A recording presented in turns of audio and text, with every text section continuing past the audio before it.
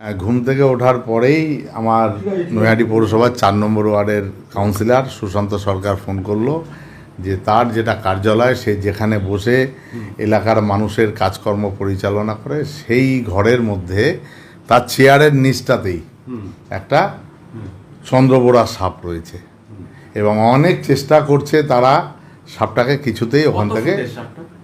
চন্দ্রবোড়া সাপ খুব বড় হয় না, ছোট সাপ, কিন্তু খুব বিষাক্ত সাপ বলেই জানি। আমি তো সর্প বিশারদ নই, তবে লোকমুখে জানা যে এটা খুব বিষাক্ত সাপ। তো সেই সাপটা রয়েছে, ওরা অনেক চেষ্টা করছে, ওখান থেকে সাপটাকে সরাতে পারছে না। তখন আমার এই পাড়াতেই একটি ছেলে আছে, সেই সাপের উপরে অনেক কিছু সে তার দখল আছে।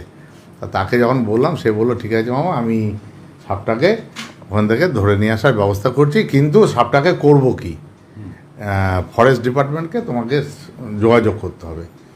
আমি বললাম ঠিক আছে, তুই সাপটাকে ধর। ও সাপটাকে ধরে নিয়ে এসে চলে এসছে আমার বাড়ির সামনে। বললাম বাবা, আমি এটা কি করব? আমি সাথে সাথে আমাদের বিডিও ম্যাডামের সাথে যোগাযোগ করি।